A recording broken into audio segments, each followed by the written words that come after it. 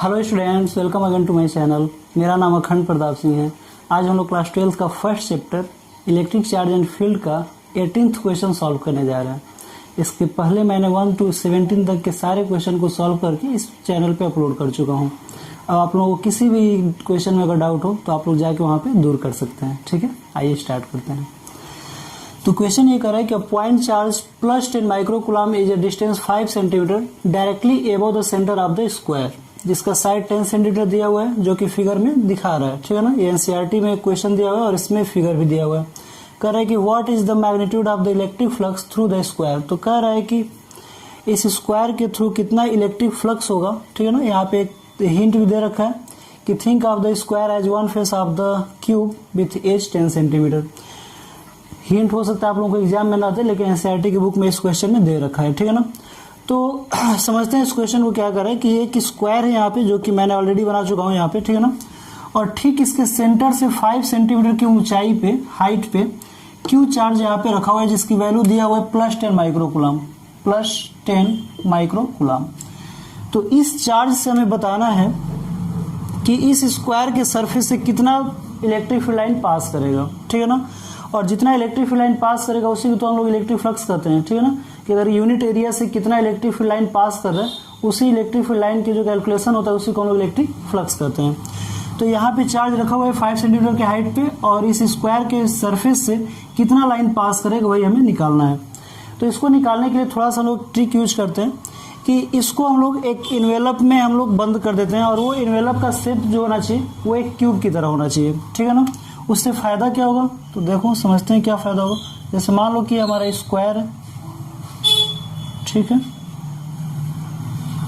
ये हम लोगों का स्क्वायर है, और अगर ये स्क्वायर है तो ये हम मान लेते हैं कि जो नीचे वाला जो स्क्वायर नहीं, ये क्यूब है। ठीक है ना, और ये जो नीचे वाला जो सरफेस है इसको हम स्क्वायर मान ले रहे हैं, ये वाला जो सरफेस जिसको मैं कलर कर रहा हूँ। ठीक है ना, ये हमारा स्क्वायर है। अब इस स्क्वायर से कह रहा है कि बिल्कुल सेंटर से 5 सेंटीमीटर की ऊंचाई पर कोई चार्ज रखा हुआ है जो कि +10 माइक्रोकूलम है।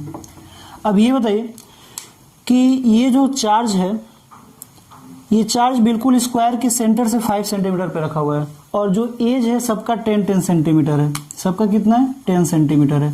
एज जो है सारा 10 सेंटीमीटर है। ठीक है ना, क्यूब का। तो आप लोग समझ सकते हो कि हर डायरेक्शन से ये 5 सेंटीमीटर की दूरी पे पड़ेगा ये, यानी कि कुल मिला के ये क्यूब के भी सेंटर पे आ जाएगा। ये जो चार्ज है वो कहाँ आ जाएगा? क्यूब के सेंटर पे आ जाएगा। हमने इसको क्यूब के अंदर क्यों भरा?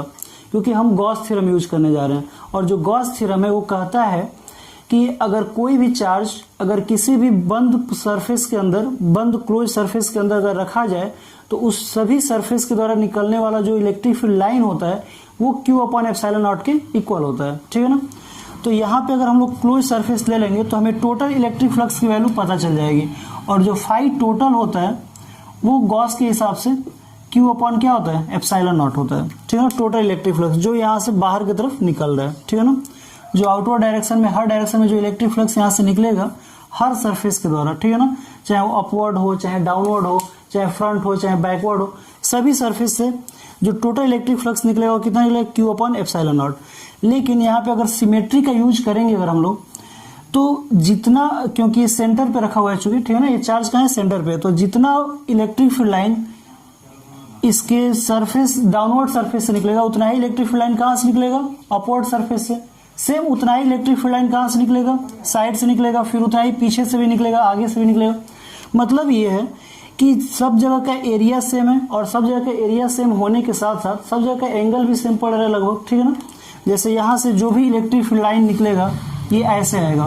इलेक्ट्रिक फील्ड लाइन मान लो कि ऐसे ऐसे आएगा, इस सरफेस से जितना पास करेगा उतना ही, अगर यहाँ पे जो सरफेस होगा उस सरफेस से भी वैसे ही जाएगा। तो जितना number of electric field line इस सरफेस से पास करेगा उतना ही number of electric field line इसके बगल में जो सरफेस है उससे भी पास करेगा, क्योंकि ये जो चार्ज है बिल्कुल कहाँ है? सेंटर पे है। तो सभी सरफेस से कितना इलेक्ट्रिक फील्ड लाइन पास करेगा इसका फॉर्मूला हमारे पास है, और वो कितना है? Q/ε0। लेकिन टोटल सरफेस से तो निकल गया, लेकिन जिस सरफेस से हमें निकालना है वैसा वैसा सरफेस इस टोटल इस क्यूब के अंदर कितना है? 6 है। क्योंकि कोई भी अगर क्यूब या क्यूबॉइड है उसके कितने फेस होते हैं, 6 फेस होते हैं। जैसे मान लो कि ये हमारा क्यूबॉइड मान लो या क्यूब मान लो, तो इसके टोटल फेस कितने हैं, तो देखो 1 2 3 4 5 और 6, तो टोटल हमारा 6 फेसेज हैं। तो यानी कि यहाँ पे जो टोटल इलेक्ट्रिक फ्लक्स होगा वो 6 सरफेस एरिया के बराबर हो जाएगा, जो कि अगर क्यूब है तो बिल्कुल सिमेट्रिकल होगा, इक्वल होगा सबका, ठीक है ना। तो यहाँ से अगर हम लोग फाई एस की वैल्यू अगर निकालें, जो कि एक स्क्वायर से कर रहा है, सिर्फ एक फेस से कर रहा है, तो कितना हो जाएगा Q/6 एप्सिलॉन नॉट। हमने ऐसा क्यों किया, हमने इसलिए किया क्योंकि वो पूछ तो रहा है स्क्वायर से, लेकिन हमारे पास सिर्फ एक सरफेस से बताने का कोई फार्मूला नहीं है। हमारे पास जो फार्मूला है वो टोटल सरफेस से बताने के लिए है। तो इसलिए पहले हमने इसको टोटल सरफेस के अंदर रखा और फिर देखा कि जिस सरफेस से निकालना है वैसा वैसा सरफेस टोटल सरफेस में कितना बन रहा है, और टोटल सरफेस में कितना बन रहा है, 6 बन रहा है।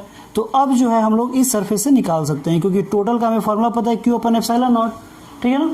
और ये जो Q/एप्सिलॉन नॉट है, ये 6 उस सरफेस एरिया के बराबर होगा जिस सरफेस से हमें पूछ रहा है, और वो सरफेस स्क्वायर है।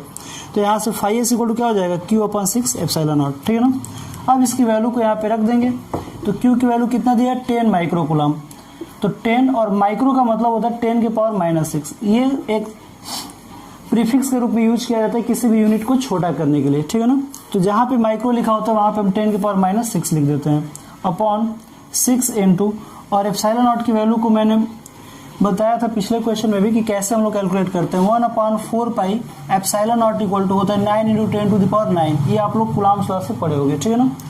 तो यहाँ से जो एप्सिलॉन नॉट की वैल्यू हो जाएगा वो हो जाएगा 1/9 × 10⁹ इंटू 4 पाई, ठीक है। तो यहाँ पे हम लोग एप्सिलॉन नॉट की वैल्यू को रख सकते हैं। तो इंटू कितना हो जाएगा, ये 1/4 पाई इंटू 9 × 10⁹, ठीक है। मैं इसके बाद यहाँ पे सॉल्व कर देता हूँ, ठीक है।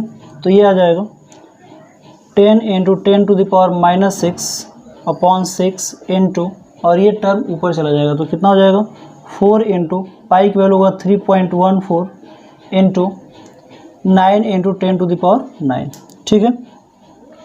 तो यहाँ पे 10⁻⁻5 हो जाएगा, और -5 और यहाँ पे 10 है, यानी कि -4 हो जाएगा।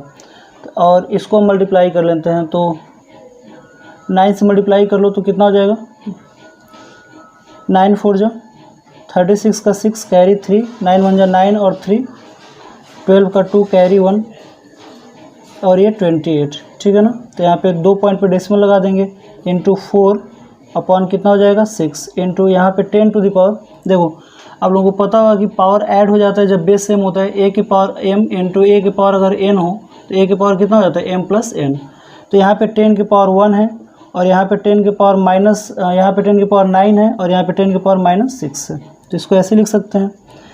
इसको अगर हम लोग डिवाइड कर देते हैं 6 से तो कितना हो जाएगा, तो 6 से डिवाइड करें तो कितना हो जाएगा, 6 4 जा 24 और 4 2 ये 7 हो जाएगा, into 4 into 10 to the power ये कितना हो जाएगा 9 और 1 10, और ये माइनस ये +5 नहीं +4 हो जाएगा। कितना हो जाएगा +4। इसको मल्टीप्लाई करेंगे तो कितना हो जाएगा 1.78 इंटू 10 टू द पावर नहीं 17.8 आएगा, 17.8 इंटू 10 टू द पावर 4। तो इसको हम लिख सकते हैं 1.8 इंटू 10 टू द पावर 5, और इसका यूनिट क्या हो जाएगा, तो इसका यूनिट आप लोग यहाँ से निकाल सकते हो कि फाई इक्वल टू क्या होता है E.A, और E की वैल्यू कितना होता है, E का यूनिट क्या होता है, तो न्यूटन अपॉन कूलम, और A का यूनिट क्या होता है मीटर स्क्वायर, यानी कि न्यूटन मीटर स्क्वायर पर कूलम। तो इसका यूनिट हो जाएगा न्यूटन मीटर स्क्वायर पर कूलम। आई होप आप लोगों को ये वीडियो पसंद आया होगा। Thank you very much. जय हिंद।